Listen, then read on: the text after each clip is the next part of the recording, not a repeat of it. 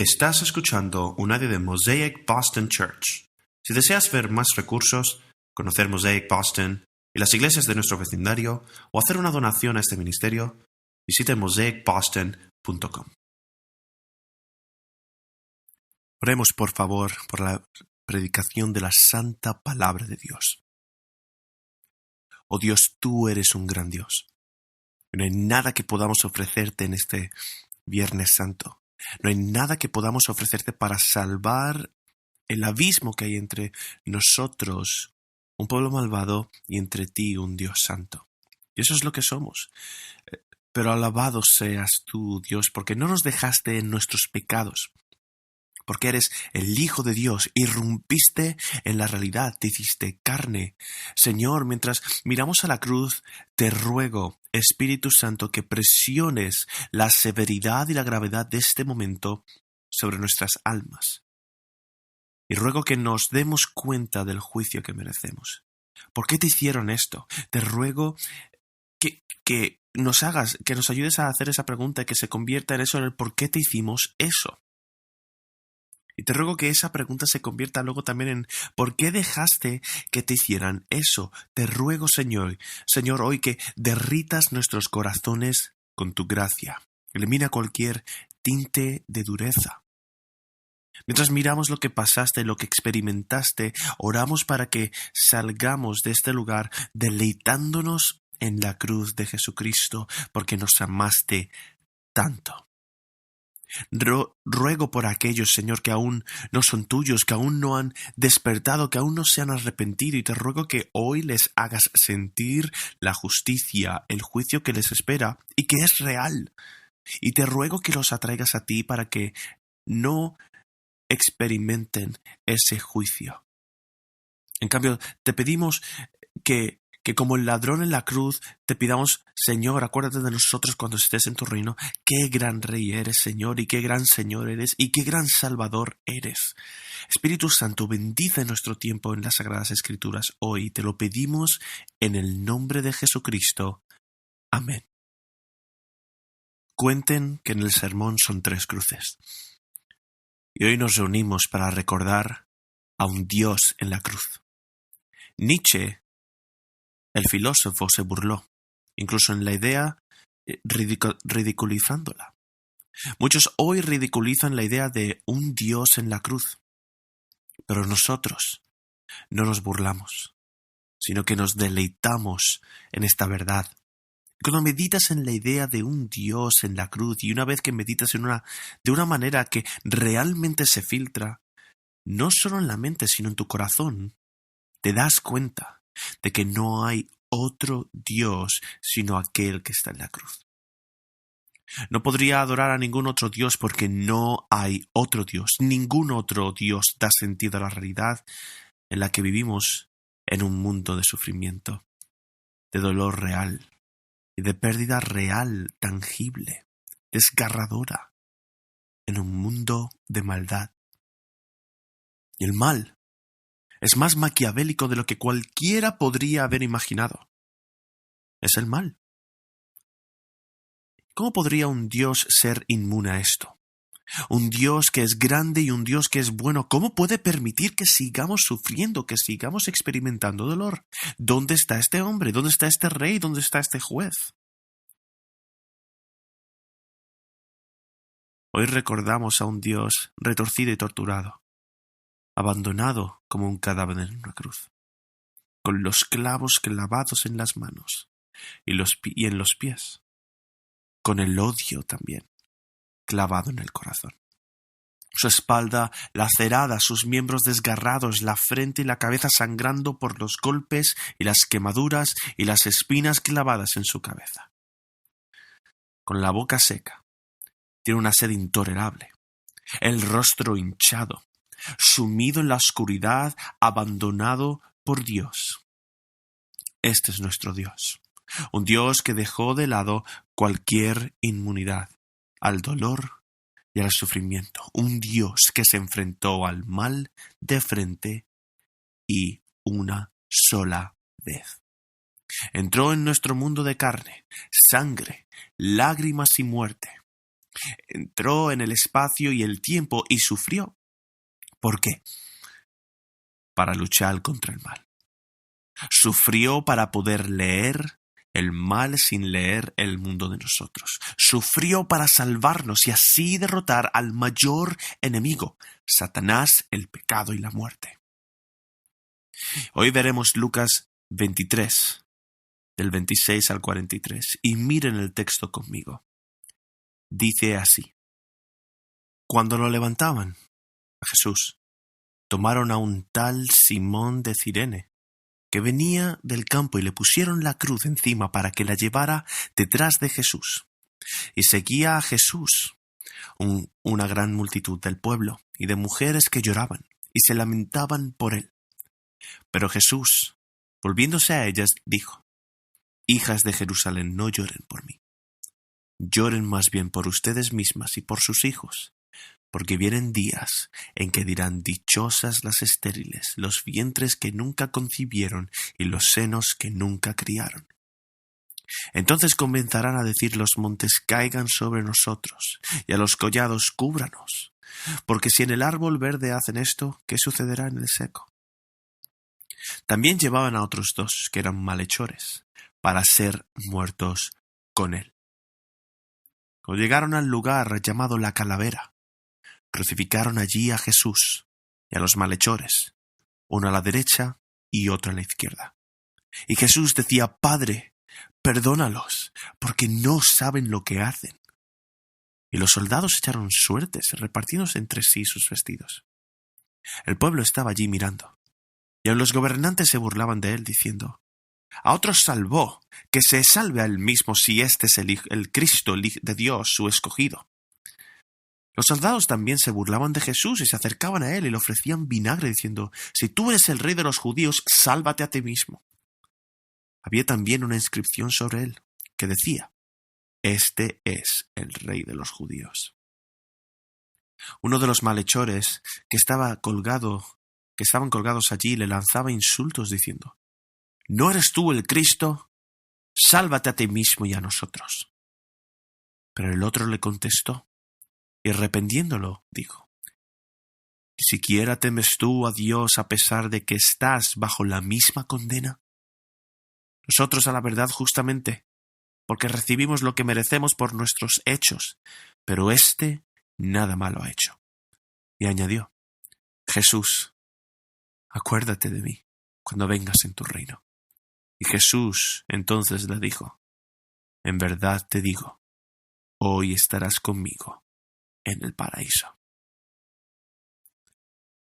Esta es la lectura de la santa palabra, inerrante, infalible y autorizada palabra de Dios, y que Dios escriba estas verdades eternas en nuestros corazones. 3 puntos que vamos a ver el día de hoy. Veremos al rey crucificado a manos de criminales, al rey crucificado con criminales y al rey crucificado en vez de criminales. Punto número 1, vamos a empezar al rey crucificado a manos de criminales. Jesucristo entró en este mundo para librar una guerra santa contra Satanás. Y Satanás quería poder sobre Dios. Y utiliza a las personas que quieren el poder sobre Dios. Y Satanás ha orquestado astutamente este complot. Desplegó el complot a través de sus agentes: Judas, que vendió a Jesús traicionándolo, y Pilato, que intentó cobardemente lavarse las manos del juicio que emitió. Herodes, que sabía que Jesús era inocente, en cambio lo entrega todo para proteger su poder, posición y placer. Y Caifás, que se lucraba con la religión y evitaba que la gente adorara a Dios. Los líderes políticos religiosos se confabularon. No tenían nada en común más que su odio a Jesús y su amor por el poder. Y a través de una serie de juicios realizados de noche en la oscuridad, al amparo de la oscuridad, hacen todo lo posible para justificar legalmente el asesinato de un hombre inocente. No es solo un hombre, es Dios. Están tratando de cometer un deicidio. Están tratando de asesinar a Dios. Es el peor crimen jamás cometido. Intentaron asesinar al Hijo de Dios, asesinar al autor de las criaturas de la vida, matar al Creador. ¿Por qué? ¿Por qué? ¿Qué era lo que le motivaban? Estaban motivados por algo que a muchos de nosotros nos motiva. Puedo decir que a la mayoría de nosotros, todos nosotros, estaban motivados por el amor a sí mismos y el odio a todo lo que amenazaba su interés personal. Y eso es un deseo de impulso diabólico satánico. Esto es lo que Jesús dijo a los fariseos. Pensábamos que eran hijos de Abraham y Jesús le dice: vosotros sois hijos de vuestro padre el diablo, y vuestra voluntad es hacer los deseos de vuestro padre. Es un asesino desde el principio y no se mantiene en la verdad porque no hay verdad en él. Y cuando miente, habla de su propio carácter porque él es mentiroso y padre de mentira. Cuando ocurrió la caída, Dios prometió a Eva que de ella vendría un hijo sobre ella, una simiente, ¿no? Es la palabra, ¿no? Una simiente de hombre que vendrá y herirá la cabeza del malvado, o sea, del diablo, y el malvado herirá su talón. Es una profecía sobre Jesucristo, el Hijo del Hombre, el Hijo de Dios, poniendo su pie sobre su calcañar, sobre la cabeza del malvado, como atravesándolo, lo que significa que detrás de cada uno de estos personajes está Satanás. Satanás exacerbando los deseos pecaminosos de nuestros propios corazones mientras llena sus propios deseos en nuestros corazones. Judas dice Satanás que entró en él. Ves a Satanás detrás de la escena. O sea, Pilato, cuando dice: ¿y qué es la verdad? ¿Verdad? Obviamente el padre de la mentira no quiere saber nada de la verdad. Y ves lo mismo con todos los actores aquí, digamos, ¿no? Los personajes. Pero detengámonos en Poncio Pilato. Poncio Pilato trató de permanecer neutral cuando se trata de Jesucristo. Cuando se trataba de Jesucristo, intentó decir: no tengo nada en contra de Jesucristo, pero yo me lavo las manos de este hombre. Y Dios le advirtió. Dios trató de advertirle, en particular a través de su esposa. No vemos su nombre aquí en las Escrituras. Algunos la llaman Claudia, otros Prócula. Pero en Mateo 27, del 15 al 19, se nos dice lo siguiente. Ahora bien, en cada fiesta el gobernador acostumbraba soltar un preso al pueblo, el que ellos quisieran. Tenían entonces a un preso famoso llamado Barrabás, por lo cual, cuando ellos se reunieron, Pilato les dijo: ¿a quién quiere que les suelte? ¿A Barrabás o a Jesús, llamado el Cristo? Porque él sabía lo que lo habían entregado por envidia. Y estando Pilato sentado en el tribunal, su mujer le mandó aviso diciendo: no tengas nada que ver con ese justo, porque hoy he sufrido mucho en sueños a causa de él. Pilato no escucha. Es un acto trágico y cobarde. Se deja llevar por el orgullo, por el deseo de proteger su posición, su poder y su placer. Y me pregunto qué había en ese sueño que causó tanto dolor a la esposa de Pilato. Una idea común que se ha dado a lo largo de la historia de la Iglesia es que ella escuchó el nombre de su marido en los labios de los cristianos durante miles de años, no alabando a Pilato por su liderazgo o alabando sus hazañas militares, sino profesando que Pilato crucificó a Dios.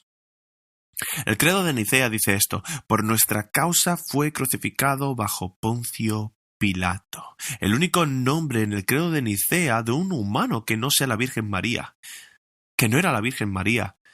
Así como el nombre de Adán está ligado para siempre al pecado original, el nombre de Pilato está ligado para siempre a la crucifixión de Cristo. Pero Pilato no tenía la intención de crucificar a Cristo. Jesús fue llevado a él ya golpeado por las autoridades judías. Pilato quería llevar a Jesús al borde de la muerte y mantenerlo vivo. Así que lo manda a azotar. Y cuando se escriben los evangelios, la gente no necesitaba detalles sobre la flagelación y la crucifixión porque lo veían a diario. Semanalmente, mensualmente, conocían muy bien los horrores de la flagelación y la crucifixión. Lo que ocurre es que desnudan al prisionero y luego le atan las manos en lo alto de una columna para que la piel de su espada esté tensa. Y sus brazos se mantienen en alto y mientras sus muñecas están atadas a un anillo y a la columna, luego los profesionales, dos verdugos profesionales, tomarían una herramienta, lo que llaman un gato de 9 colas, con bolas de plomo o trozos de roca o trozos de hueso en las puntas de la correa, y uno tras otro golpeaban la espalda del criminal. Los primeros golpes dejaban largas marcas divididas, y luego aparecían moretones azules debajo de la piel, y después de un tiempo, la carne comenzaría a desgarrarse. Y la carne de Jesús ya estaba dolorida por haber sudado en la sangre en Getsemaní, sudores de sangre, y luego por haber sido golpeado. Y con cada golpe, su cuerpo da un cierre doloroso. La piel se rompe y pronto toda su espalda es una superficie roja y su sangre se esparce como la lluvia. Es azotado. Y las laceraciones se desgarran y crecen hasta que los músculos del esqueleto producen cintas temblorosas de carne desgarrante, sangrante. Obviamente él no podía llevar su cruz. Él quería hacerlo. Estaba decidido a hacerlo, pero no pudo. Por eso en nuestros textos dicen, mientras le llevaban, versículo 26, agarraron a un tal Simón de Cirene que venía al campo y le pusieron la cruz para que la llevara detrás de Jesús. Ahora, ¿qué sabemos de este Simón de Cirene? Sabemos que sus hijos se hicieron cristianos. Según el Evangelio de Marcos, sus hijos se llamaban Rufo y Alejandro. Tal vez este fue el día en el que Simón de Cirene se convirtió en un seguidor de Cristo. ¿Cómo no hacerlo llevando su cruz por él? Y le seguía una gran multitud de gente y de mujeres que lloraban y se lamentaban por él. Lo más probable es que no fueran pladiñeras profesionales o de poca monta, pero porque nadie sabía de esto, que esto iba a ocurrir, porque el tribunal de los canguros ocurrió por la noche, digamos, ¿no? El tribunal ocurrió de noche. Así que empezaron a llorar y a lamentarse. No sabemos por qué. Quizás conocían a Jesús o quizás simplemente están viendo lo que están hecho y lloran, ¿no? Están llorando por la situación a lo mejor, llenos de simpatía y compasión. Y en el versículo 28, parafraseando, Jesús, volviéndose a ellas, les dijo: hijas de Jerusalén, no lloréis por mí, sino vosotros por vosotros mismos y por vuestros hijos. Porque he aquí que vienen días en que dirán: benditas sean las estériles y los vientres que nunca dieron a luz, y los pechos que nunca amamantaron. Entonces comenzarán a decir a los montes: caed sobre nosotros, y a los collados: cubridnos. Porque si hacen estas cosas cuando el bosque está verde, ¿qué sucederá cuando esté seco? No lloréis por mí. ¿De qué está hablando aquí Jesús, no? Incluso en medio de su propia agonía, Él se detiene. Piensa en Cristo en este momento, ¿vale? O sea, piensa en su rostro, prácticamente irreconocible, hinchado, atormentado por el dolor de los golpes que había recibido de los soldados, cortes en la frente por la corona de espinas, agotado por absolutamente todo. Encima, el trauma emocional, sabiendo que está a punto de ser separado del Padre, y por muy decidido que esté a cargar con todo, tropieza en la vía dolorosa y se detiene. Y al ver que todos lloran, ¿qué hace? Él dice: no lloréis por mí. Mucha gente se pierde el Evangelio y se pierde la salvación porque aquí es donde se detienen. Miran la cruz de Cristo, miran al Hijo de Dios sufriendo y lloran. Se sienten mal por Él. Él dice: no lloréis por mí, porque yo sé lo superficial que son vuestras lágrimas. No lloréis por mí, y llora en cambio por ti mismo. Porque llorar por Jesús, sentirse mal por Jesús, la simpatía y la empatía hacia Jesús, sí salva. Dice: llora por ti mismo, llora por tus propios pecados y por los de tus hijos, porque por eso Jesús está donde está. Jesús en particular estaba hablando de un juicio muy particular. En Lucas 21, en el discurso en el Monte de los Olivos, él habla de un juicio que viene a través de Tito, que viene a través del Imperio Romano, donde ellos vienen a Israel en el año 70 después de Cristo y reducen la ciudad, una de las más grandes ciudades de la historia del mundo, y la reducen a escombros. El Estado judío se extingue para no aparecer hasta casi 2000 años después, un juicio tan severo, y se pueden hacer las carreras que Josefo, el gran historiador, escribe que la gente sufría de hambre tanto al estar entrincherados en la ciudad que empezaban a comerse a sus propios hijos. Y Jesús, mira Jesús aquí diciendo, no llores por mí porque viene un juicio. Se avecina un juicio. Se tambalearon ante eso, incluso ante esa idea.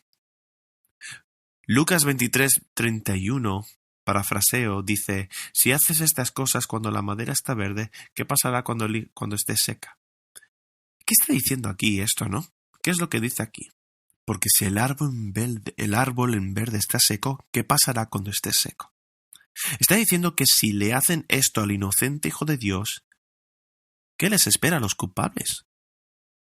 Es un juicio inminente. Es lo que está diciendo. Lloren por sus propios pecados, porque si no se arrepienten de su pecado, éste será juzgado en ustedes en lugar de Cristo. ¿Por qué Jesús detiene todo mientras se tambalea? Mientras apenas camina. ¿Por qué él no? Y él sabe exactamente lo que está a punto de suceder. Ni siquiera se concentra en ese por qué. Porque sabe el juicio que le espera y quiere evitar que todos experimenten ese mismo juicio. Israel había rechazado al Mesías ya, y el juicio venía para ellos. Y de la misma manera que si rechazamos al Hijo de Dios muriendo en la cruz por nuestros pecados, el juicio vendrá a nosotros. Y Jesús aquí está diciendo, bajen las armas, dejen de pelear contra Dios, en cambio, acepten el don de la gracia y abrázalo con brazos amorosos. En esta realidad del Viernes Santo debemos hacer una pausa. Y antes de llegar a la gran noticia de la muerte de Jesús por nuestros pecados, debemos hacer una pausa y decir, Jesús está muriendo. Jesús está muriendo.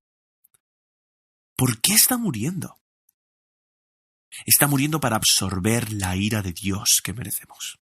Por eso, antes de que la cruz de Jesucristo sea un signo de salvación y de perdón y de misericordia y de gracia, es ante todo el signo del juicio de Dios derramado sobre el Hijo de Dios. Muchos de nosotros estamos ahora conmovidos por la realidad de la salvación y el perdón de los pecados. Pero no entendemos la gravedad de la realidad del juicio que viene. Jesús conocía el juicio que se avecinaba. Lo sabía muy bien. Él sabía que Dios es un Dios santo y un juez santo y un Dios santo que no y un Dios santo y un juez santo no será comprometido. Jesús estaba a punto de experimentar el juicio y les dice a estas mujeres: no lloréis por mí. Llorad por vosotras mismas, llorad por vuestro propio pecado. Jesús crucificado por criminales, el Rey también es crucificado con criminales. Lucas 23:32, los otros dos que eran criminales aquí fueron llevados para ser muertos con él. La palabra criminales aquí es un insurrecto. Quieren deshacerse del poder de Roma. ¿Vale? Y en el versículo 33 continúa que cuando llegaron al lugar que se llamaba de la Calavera, lo crucificaron a él y a estos dos criminales, uno a la derecha y otro a la izquierda, ¿verdad? Aparentemente la colina donde se colocaron las cruces se parecía a una calavera con 3 cruces. Y aquí vemos la línea divisoria, ¿vale? De la historia que hay, en la que hay una cruz de la redención. Y también hay una cruz del arrepentimiento y una cruz de rechazo. Hay una línea justo en medio que separa a toda la humanidad. ¿Vamos por el camino del arrepentimiento o por el del rechazo? Isaías profetizó siglos antes que el siervo del Señor, Jesús, sería contado con los transgresores en su muerte. El libro de Isaías 53, capítulo 2, versículo 12, dice: por tanto yo le daré parte con los grandes, y con los fuertes repartirá despojos, porque derramó su alma hasta la muerte, y con los transgresores fue contado. Llevó el pecado de muchos e intercedió por los transgresores. Y todo lo que dice el texto es que lo crucificaron. Eso es todo lo que necesitaban decir. La gente conocía muy bien la onda de la crucifixión. Jesús, con la espalda desgarrada, es colocado en la escabrosa cruz. Y entonces los soldados comienzan a clavarle los clavos en las manos, en las muñecas, desgarrando el nervio mediano de la muñeca. El mismo nervio que causa los insoportables síntomas del síndrome del túnel carpiano. Y luego, una vez que Jesucristo es levantado en esa cruz, la única manera en que puede respirar es tratando de levantarse a sí mismo en sus pies, los cuales están clavados. Y empieza a respirar, y a esforzarse a respirar. Y era imposible inhalar adecuadamente el oxígeno, exhalar el dióxido de carbono. Y eventualmente, las piernas se quedan sin fuerzas. Experimentan calambres musculares severos. Y los espasmos comienzan a dominar el cuerpo, llevando a una fatiga irrecuperable. Y generalmente, el criminal moriría de su fijación. Si el criminal no moriría, si el criminal al final no acaba muriendo, los soldados lo que hacían era romperle las piernas para que lo hicieran. Jesús ya había muerto antes de que le rompiese las piernas para que se cumpliese la profecía, ¿no? Y Juan registra que sangre y agua fluyeron de su vientre una vez que un soldado le atravesó con una lanza su costado, como resultado de la ruptura de los sacos que rodean el corazón. Y como Jesucristo murió, antes de morir, ¿qué es lo que hace? Sigue ministrando. Él todavía está en la cruz y Él todavía está prestando atención al alma eterna allí delante de Él. Todavía se preocupa por ellos mientras está muriendo, mientras respira con todas sus fuerzas, tratando de conseguir una bocanada de aire. Y Lucas 23:34, con su último aliento, ¿qué estaba diciendo? Él dice: Padre, perdónalos, porque no saben lo que hacen. Y mientras estaba predicando un sermón, Padre, perdónalos, Él es usado. El rey sigue cuidando de sus siervos, los mismos que lo están crucificando. Los mismos que han convertido esto en un juego, echando suertes de sus vestiduras. ¿Qué vestiduras? Las vestiduras que Herodes regaló, que le regaló para que se burlasen de la rey de Jesús. Jesús le dice: no, Padre, perdónalos. No dejes que tu juicio caiga sobre ellos. Deja que el juicio de ellos caiga sobre mí. ¿Y cómo responde el pueblo? La gente se queda mirando en el versículo 35, ¿no? Y los gobernantes se burlaban de él diciendo que salvó a otros. Pues sálvate a ti mismo, hombre. Admiten que hizo milagros, pero usando este hecho contra él. Y en el versículo 36, los soldados también se burlaban, acercándose y ofreciéndole vinagre, como un vino agrio, ¿no? Aparentemente se trataba de una broma, porque iba acompañada de un desafío. Si eres el rey de los judíos, sálvate a ti mismo. También había una inscripción sobre él, que era el rey de los judíos, ¿no? Esta era la manera en que Pilato se venga de los líderes judíos que lo obligaron a esta posición, que no quería estar en la crucifixión de Cristo. Él no quería hacerlo. Fue forzado a hacerlo por su propio orgullo, por su propio miedo. Él acabó cediendo. Así que ahora se venga de él, diciendo: este es vuestro rey. Este es el rey de los judíos.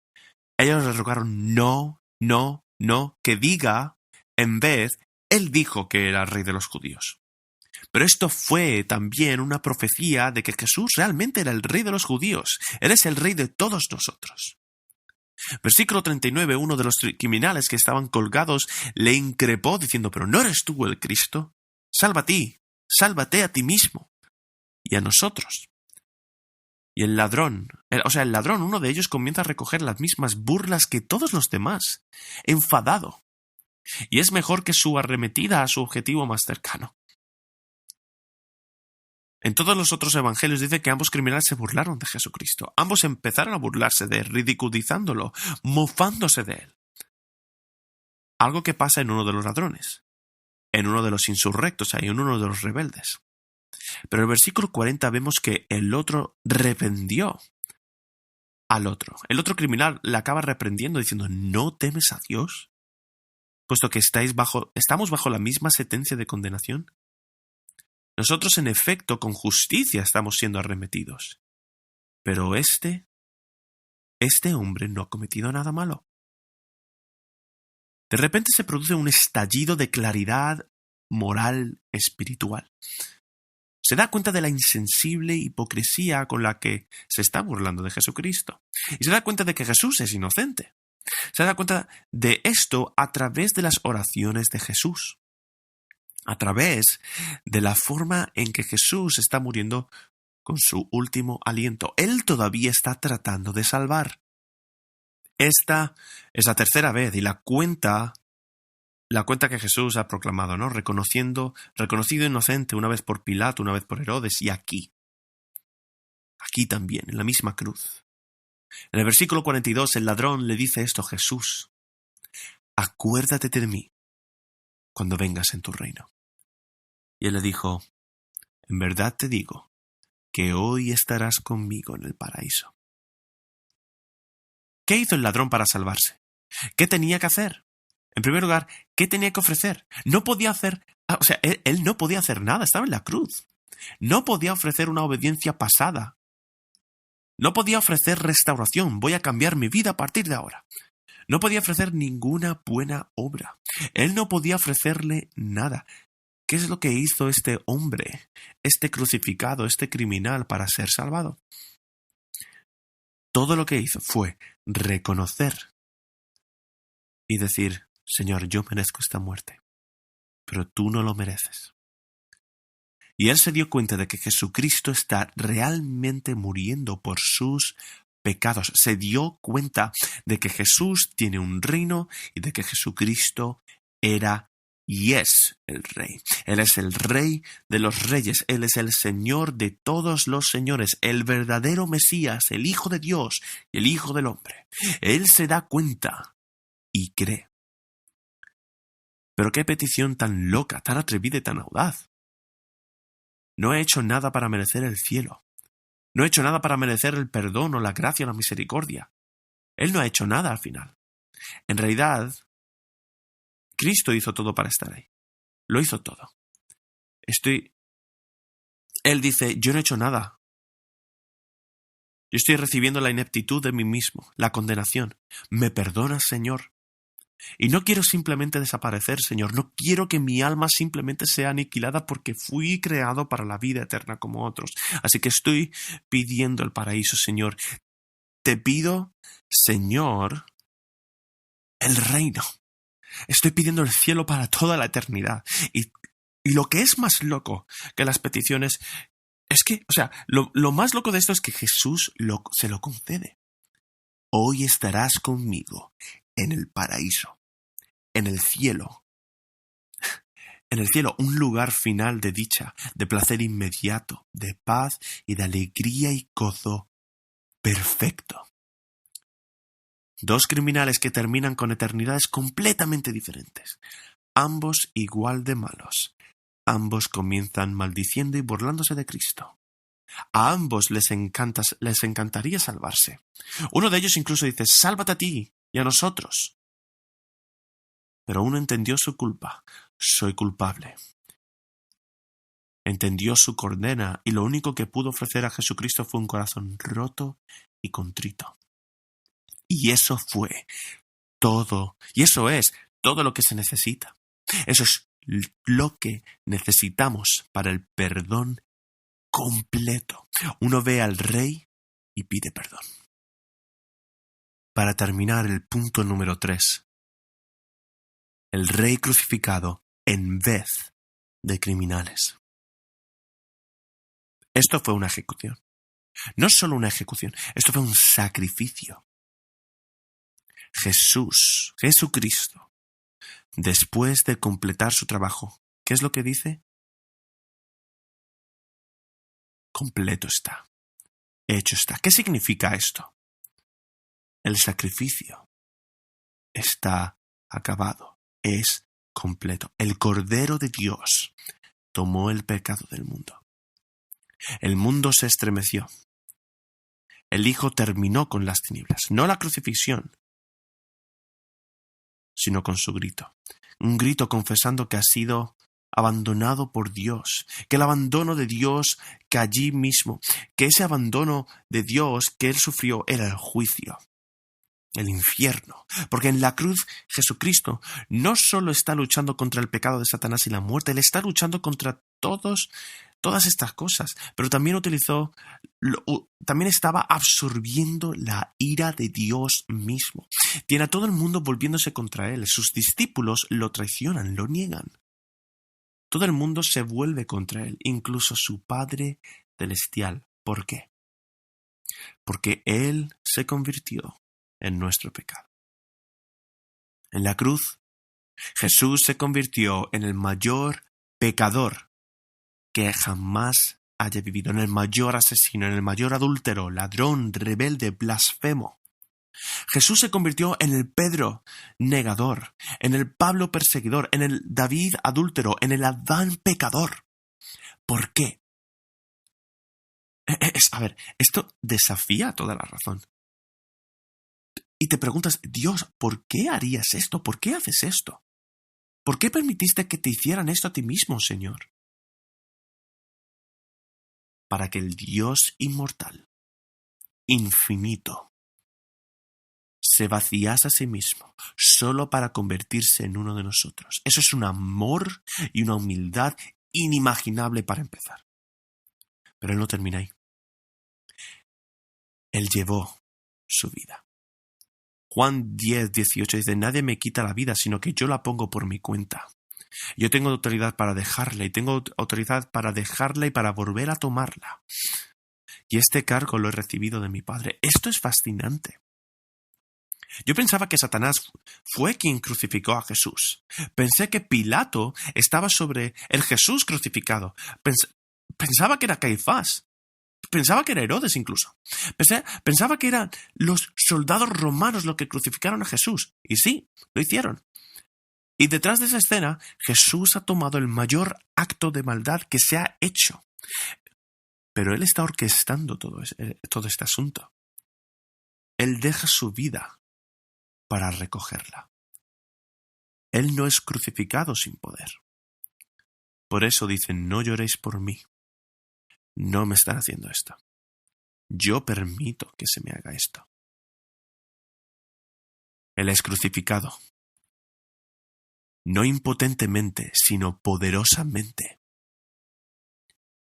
Jesús, ¿qué es lo que le motiva? El amor y el odio. Las emociones más fuertes que existen. El odio hacia el pecado. El odio a Satanás. El odio hacia la muerte. Y mientras Jesús era colgado en esa cruz, él se convirtió en un cadáver mismo en la cruz. Mientras el odio de toda esa gente le rompe el corazón, él sigue siendo motivado también. ¿Por qué? Por amor a nosotros. Jesús estaba mirando hacia abajo, a esas mismas personas que él creó. A cada uno de ellos, cada persona que acabamos de nombrar, él creó a cada uno de ellos. Él les da a cada uno de ellos latidos del corazón. Él les da cada onza de energía con la que lo están crucificando. Él los conocía antes de que nacieran. Antes de que fueran concebidos en el vientre de sus madres, los vio crecer, los vio vivir su vida. Él sabía todo acerca de cada una de estas personas y él está permitiendo que los dones que les había dado, está permitiendo esos dones se vuelvan contra él para crucificarlo. Y vuelves a preguntarte, Jesús, ¿por qué? Jesús les dio un latido, su latido. Jesús dio tu latido. Te estoy dando un siguiente latido. Y ellos están martillando el odio en su corazón. ¿Por qué? Este es el poder del mal. es un dominio del mal sobre nuestros corazones, y cuando Dios viene al mundo, hacemos todo lo posible para tratar de matarlo. Comenzó con Satanás. El mal es una intrusión en el mundo que es ajena a la creación, y Jesucristo permite que Satanás lo haga. Mientras Satanás intenta hacer esto, Jesús lo desafía. Satanás arrebata las capturas de las fauces del infierno. Satanás actúa por puro despecho. Él sabe que no puede ganar. Intenta todo lo que pueda hacer para vencer al Hijo de Dios. Pero el Hijo de Dios no se lo ha vencido. Utilizó el poder del enemigo contra él mismo. Peter Kraft se refiere a la cruz como judo. Cuando tu enemigo viene hacia ti con todo lo que tiene, usas su propia fuerza contra él mismo, ¿no? Contra el atacante. Y en la cruz, el mal es vencido por el mal. Al morir Jesús, rompe la muerte. Colosenses 2, del 13 al 15, dice: Y cuando ustedes estaban muertos en sus delitos y en la incircuncisión de su carne, Dios les dio vida juntamente con Cristo, habiéndonos perdonado todos sus delitos, habiendo cancelado el documento de deuda que consistía en decretos contra nosotros y que nos era adverso, y lo ha quitado de en medio, clavándolo en la cruz. Y habiendo despojado a los poderes y autoridades, hizo de ellos un espectáculo público, triunfando sobre ellos por medio de él. Esto nos lleva a la decisión de que cada uno de nosotros tenemos que tomar esta decisión. La misericordia tiene un costo, y el costo es la cruz. Y nosotros merecíamos esa cruz. Merecemos a día de hoy esa cruz. Y Jesús nos ofrece el perdón de todos perdones. Nos ofrece la resurrección. Y lo que es fascinante es que después de esta historia sobre dos criminales, uno a la izquierda y otro a la derecha, uno de ellos se arrepiente, el otro le rechaza. Y después de esa historia en Lucas, vemos otra historia de dos criminales. Un criminal se arrepiente y el otro lo rechaza. Estamos hablando de Judas y Pedro. Uno lo niega y el otro lo traiciona. Lucas 22, del 54 al 62, uno de los textos más desgarradores de toda la Escritura, dice lo siguiente: Y prendiéndole, le llevaron y le condujeron a casa del sumo sacerdote, y Pedro le seguía de lejos. Y habiendo ellos encendido fuego en medio del patio, se sentaron alrededor, y Pedro se sentó también entre ellos. Pero una criada, al verle sentado al fuego, se fijó en él y dijo: también ese estaba con él. Pero él lo negó, diciendo: mujer, no lo conozco.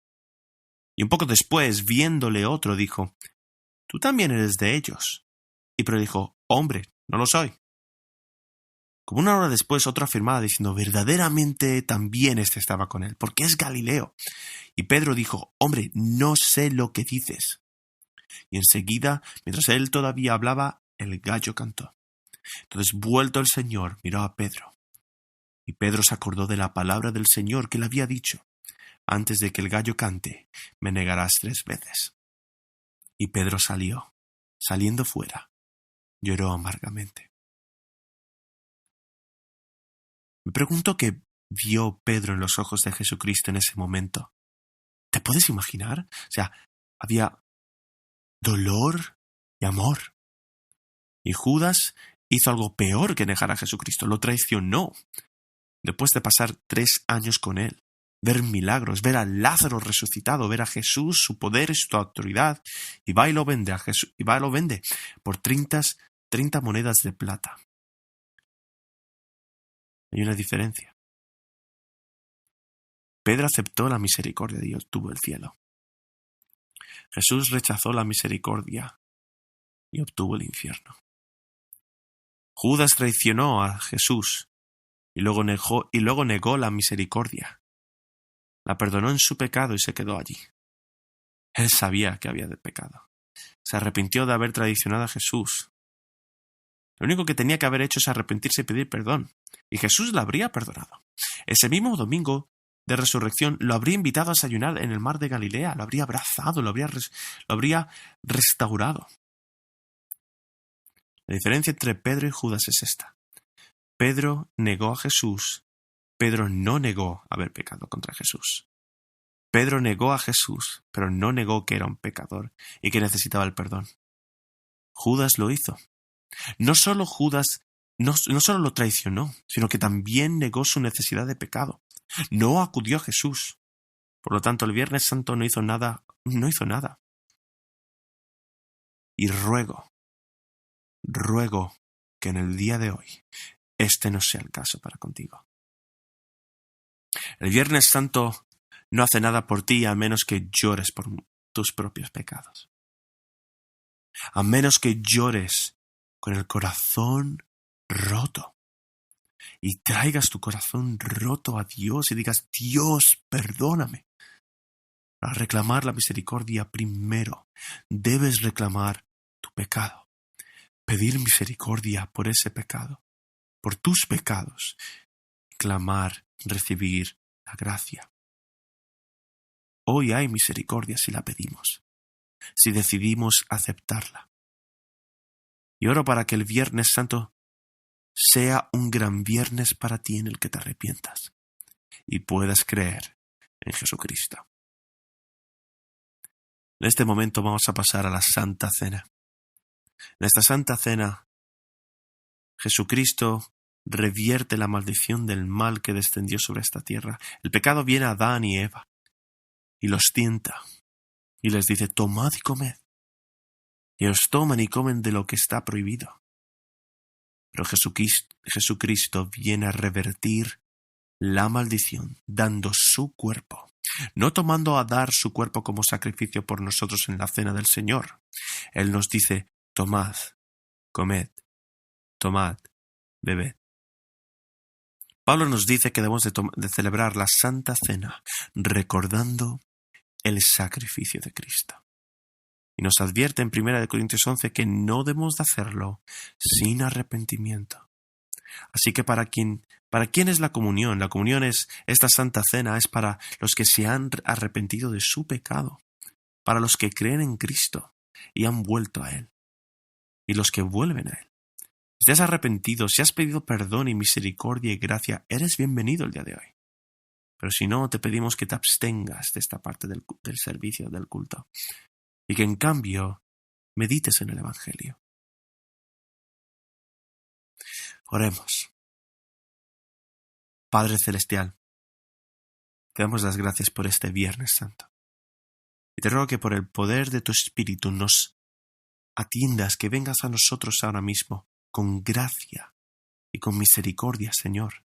Venimos a ti con arrepentimiento y nos arrepentimos del orgullo que hay en nosotros y del egoísmo y de la autosuficiencia y del interés propio. Señor, nos arrepentimos de haber amado demasiado a menudo a nosotros mismos y nuestro poder y posición y placer sobre ti. Señor, te pedimos que hoy aceptes nuestros corazones rotos, nuestros corazones contritos, y que nos ayudes, Señor, a centrarnos en la cruz, a ver el cuerpo de Cristo que fue roto por nosotros, a ver la sangre de Cristo derramada por nosotros, no solo por nosotros, sino en nuestro lugar. Te pedimos que nos bendigas, Señor, mientras estamos tomando la Santa Cena en estos momentos. Te adoramos, Jesús, el Dios que fue crucificado. Te adoramos porque fuiste crucificado, Jesús, no solo por criminales pecadores, no solo a manos de criminales pecadores, ni por criminales pecadores.